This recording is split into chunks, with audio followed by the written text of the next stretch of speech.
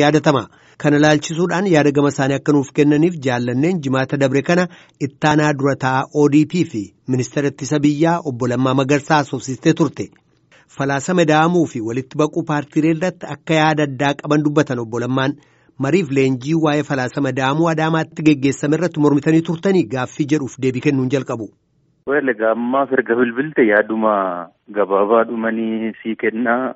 Wantoota gaggeeffamaa jiran irratti yaada waan ani itti amanuu fi waan saba keenyaaf ta'a jedhee yaadu kanan tarkaanfachiisaa ture. Kanaaf waan mataa kootiin keessumaayyuu nuuf saba kanaaf hin ta'a kan jedhu Adaamaa irrattis haa ta'u bakkeewwan biraa irrattis bifuma wal fakkaatuun kanan godhaa ture. Jechuun yaada ida'amuu sana hin ta'u jettanii gara falmuutti moo? Nuti ida'amuu kan jedhu iddoo biratoo hin ta'in dura Oromoo walitti ida'amuu qabaa. Oromoo walitti ida'amuu jechuun gandarraa kaasee aanaan godinni tokkummaa Oromoo cimsuutu nurra jiraata. Lammaffaa walitti ida'amuu jennu immoo akkamiif akkaataa kamiin tokkummaaf garaagarummaan keenya adda bahuu danda'uutu irra jiraata yaada jedhu kan tarkaanfachiisaa ture. Yaada akkasii kun kan keessan qofa moo kan yaada keessan deeggaran jiru? Namoonni yaada kana kan deeggaran baay'eetu jira. Walga'ii adda waawii irratti baquu paartiilee ilaalchisee argamtanii turtanii walga'ii sana attam akka turetu waa maxxannoo natti himtanii. Isa bal'inaan yeroo biraa itti deebi'uu nan danda'a. Tokkoon deemsa kana keessatti maaltu ta'ee eenyu maal godhee kan jedhu yeroo biraa yoo bal'inaan haasofne gaarii ta'a jedheetaniin kanan yaadu. Garuu walumaa gala jalqabarraa kaasee amma dhumaatti walitti baquu paartii kanarratti yaada addaatii kan ani qabu. Jalqabumarraatii kaasee waan ani ittiin amanne ta'uu koommoo koree hojii raawwachiistuudhaafis hundaafuu bal'inaan ibseen jira. Walitti baquun paartii kanaa sirrii miti. Yoo sirriis ta'e yeroo isaa miti waan jedheetti amanuuf ejjennoodhuma kootiin kanaa ala of godheetaniin kanani jiru. Maaliif hin ta'u kanani jedhee tokkoffaa nuti hooggantoonni Oromoo sabni Oromoo nu amanee gaaffii gurguddaa Oromoon nu amanee nutti kenneerutu jira. Isinii deebisna jenneenus waadaa gallee fi gaaffii kana uummanni keenya kan nutti kenne OPDO kaleessaa maqaatti geeddarree ODP goonee ODP'tti kan kenne gaaffii koo kana 1 2 3 jedhee lakkaa'ee naa deebisaa kan jedhe paartii akka biyyaatti amma hundaa'e kanaan itoo hin ta'in ODP'dhaani. Kanaaf gaaffii saba kanaa itoo nu hin deebisiin kana godhuun sirrii miti. Waadaa nyaachuu ta'a. Kanaaf akka lakkaa'ee nutti kennetti nu deebisuutu nurra jiraataa kan jedhu. Inni lammaffaa paartii kana walitti baqsuun yeroo isaa miti. Balaa baay'ee qaba.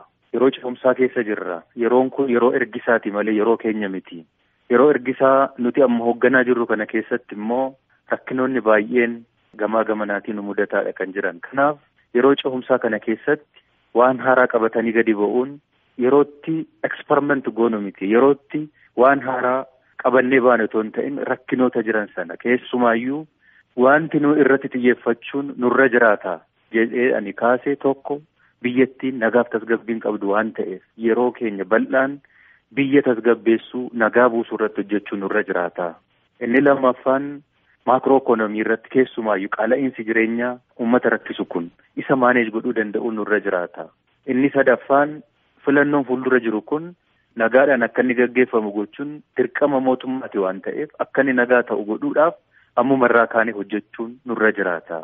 Nus akka saba kanaattis akka paartiittis mo'annee akka baanu boru mootummaa ta'uudhaaf akka dandeenyu maal godhuun nurra jiraata kan jedhu tooftaa fi istiraatejii garaagaraa dizaayin goone isarratti hojjechuun nurra jiraata. Hojiin keenya amma ta'uu qabu kana bira dabarree waan biraa godhuun balaa biraa nutti fidee dhufuu danda'a waan ta'eef dubbiin kun haa bulu haa turu rakkinoota baay'ee qabas waan ta'eef kan jedhu. Inni kan biraan wanti natti hin tolle keessaati wanti haaraan kun gadi qabatamee bahee walitti ida'amuun kun akkaataan inni itti deemes natti hin tolle.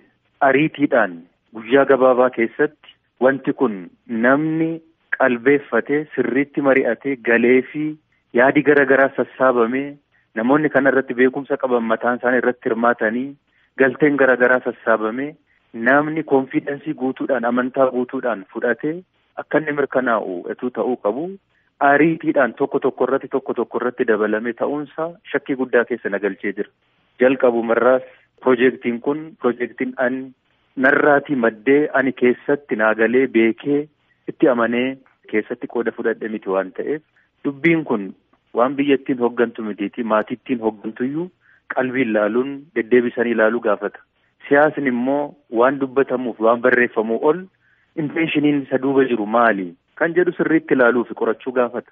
Piroojeektii kana eenyu kan maddisiiseyyuu eenyu faatu keessatti qooda fudhate maal yaadaniitu yeroo gabaabaa keessatti yeroo dheeraa keessatti kan jedhu qalbiidhaan dhaabbatanii ilaaluu mari'achuu bisheessuu barbaada.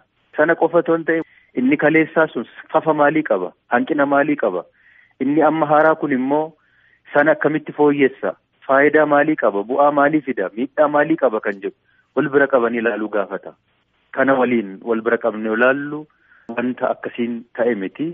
Anis beekumsa guutuudhaan keessatti hirmaadhee qooda fudhee yaadi koo keessa jiraatee kooti jedhee koo jechuun faayidaan saba kanaa eegsisuu danda'amu hin danda'u kan jedhu amantaa guutuu hanga irratti hin qabaannetti akkasumatti fudhachuun baay'ee na rakkisa waan ta'eef kanaan garaagarummaadhaan kanani dubbii kana hin fudhadhu jedhee bahe. Lammaffaa uummata keenyatti haa deebinu uummata keenya haa dhaggeeffannu waan uummanni keenya hin barbaanneef hin jaallanne hin hojjennu ammaan booda jennee akka kanne uummata kana fuulduratti uummanni kunis nu amane amma yeroo kana keessa dhaabannee waan haaraa qabannee yoo gadi baanu uummanni kun baruu danda'utu irra jiraata beekuu qaba.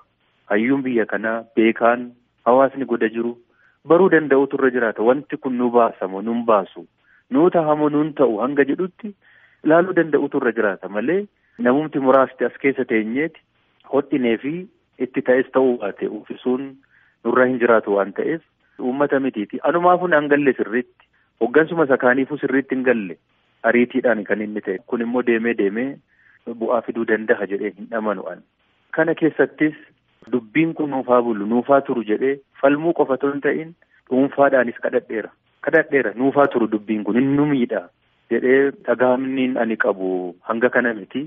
Kana keessatti dhagahama ergan dhabe bubbulee jira waan keessatti ati dhagahamaa fi fudhatama hin qabne sagaleen kee iddoo hin qabne sababa gahaa qabattee itoo jirtu wanta akkasii kana tarkaanfachiisuun fudhatanii deemuun barbaachisaas miti waan ta'eef kanaaf ammas amma naagalutti ittiin amanu hin taas jedhee yaadu kanaan garaagarummaadhaan kanan ba'e.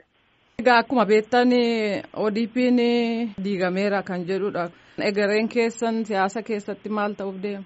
Garaagarummaa koo qabadhee dhaaba kana keessatti hanga bahina jedhanii murteessanitti garaagarummaa koodhaan nan falma. Ana qofa otoo hin ta'in namoonni quuqama qaban falman baay'eetu jira.